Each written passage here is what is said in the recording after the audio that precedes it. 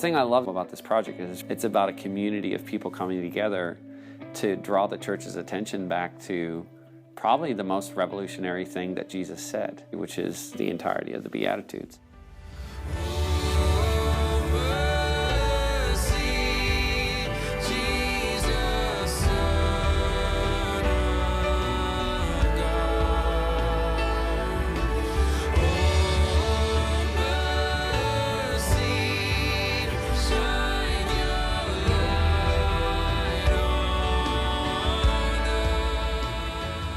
Blessed are those who are hungry and thirsty for righteousness and justice, for they shall be satisfied. I think it's really interesting that the language used is hunger and thirst. It's like real visceral feelings, what we desire more than anything else to be put right. Shine your light on us. Shine your light. All throughout the Old Testament, the words righteousness and justice appear together. They're paired together. It shows up over and over again. And in the New Testament, they don't show up together once. In the Greek, the word for righteousness is the word dikaiosune. The reason that justice does not also show up there, the Greek word dikaiosune means righteousness and justice. Every time you see the word righteousness in the New Testament, when it's coming from the Greek word dikaiosune, you really need to insert the word and justice as well. I mean, think about some of the most famous verses that you know. Seek first his kingdom and his righteousness and justice. It was this idea that justice was not a peripheral part of the gospel, but it was central. This changes everything.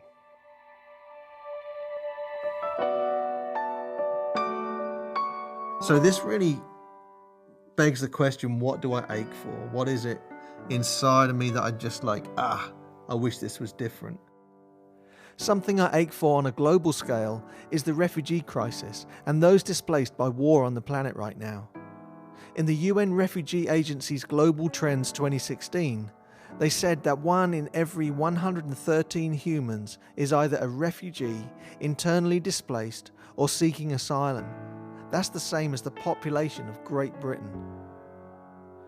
Many refugees have not just lost their homes, they've lost community too, and the identity that comes from belonging. Many have escaped violence and danger, enduring perilous journeys, leaving them with an uncertain future ahead. It's hard to get refugee status, so many are caught in limbo, living in camps or holding centres like this one in Calais, France. The vast majority of refugees simply want to go home and live in peace. This is their real hope. The ache in my heart has really been, how do we serve the city where we live? We learned that the 3 biggest issues with the poor in our community was reliable transportation, affordable housing, and affordable childcare, particularly for single mums. And so we decided that we wanted to start to engage with this community of people in ways that would genuinely be able to show the love of Jesus. We had a couple of mechanics. They started volunteering their time in actually helping single mums get their cars back in working condition. And then we challenged the rest of our church. Instead of trading in your car, give it to the church. We'll give you a tax credit for it. We'll make sure this car is repaired, and then we'll give it to a family in need. We learned that there were 8,000 kids in our state who are either legally free to be adopted or who are in the foster care system right now. To our astonishment, we found that there were only 23 foster families in our entire county. We were embarrassed about that. We just didn't know. So we started sharing and challenging this whole idea with our church, and we decided that we would have a next steps dinner where people would be able to come and learn more about going through the necessary training and opening up their homes to be foster families. And 300 people showed up. Many of them are in the process of going through training. Some of them already have been through the state training. They are now eligible to be able to receive children, and they already have received children. And I just think how beautiful it is that there are now kids who have been placed in families from our church because they responded to the opportunity to take care of orphans and widows. I think what I ache for more than anything else right now is a world that has more compassion than the one we live in. For people to awaken and experience the love of God, the love of self, the love of other in a way that they don't. If I could die believing that I was as loved as I am, if I could die knowing that I'd helped other people realize that they are as loved as they are, I mean, that's the whole gospel. I mean, if you said to me, could you just give me a summary of the whole gospel? I would just simply say, you're loved. In my younger years, that I had a profound sense that, this is gonna sound terrible, but that there was really something unredeemably deficient about me. That began a cycle of addiction that caused a very unhappy few years. And I hear this story over and over again of people who feel as though they're disqualified somehow from life. And it creates this ache, this sense of yearning, that yearning for wholeness, that yearning for ultimate well-being. When you hit a bottom of an addiction, there's this sudden realization that only God fits. I mean, all of us are looking for some way to numb the experience of alienation from God and from each other.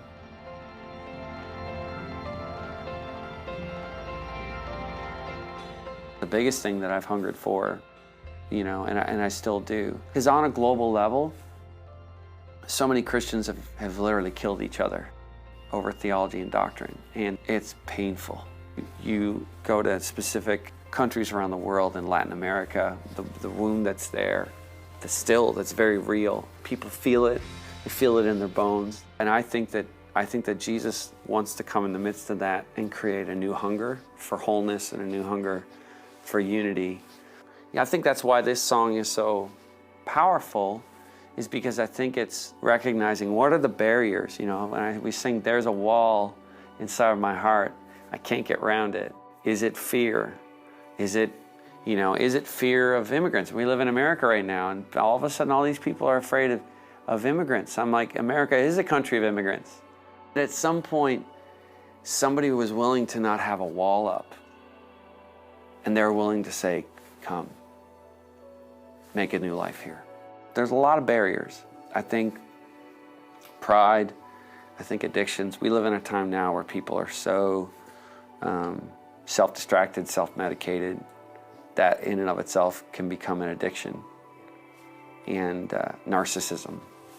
Some people have embraced a self-referential gospel where their whole life's still about them. But Jesus comes, the Beatitudes are about liberating you from yourself. And Jesus saying, no, I'm going to identify with the people who choose to identify with the others around them and raise them up, raise the whole community of believers up.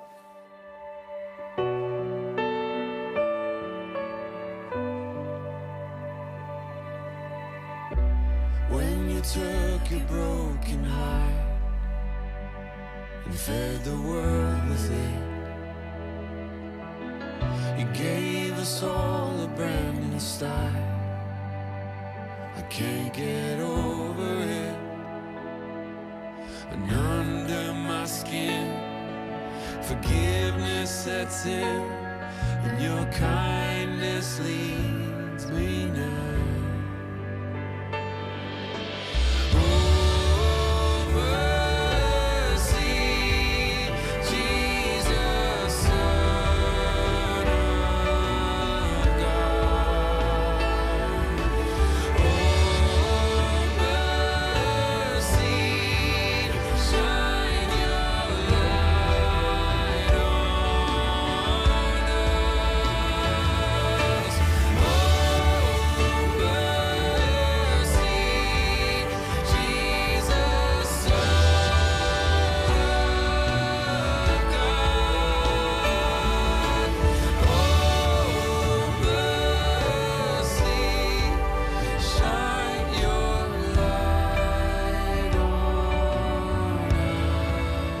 I think that What is blessed in this announcement is the desire. It is the ache. It is the pain. And it happens before things are fixed and before things are all sorted out. It's kind of that actual desire for justice and righteousness. That is what is blessed here.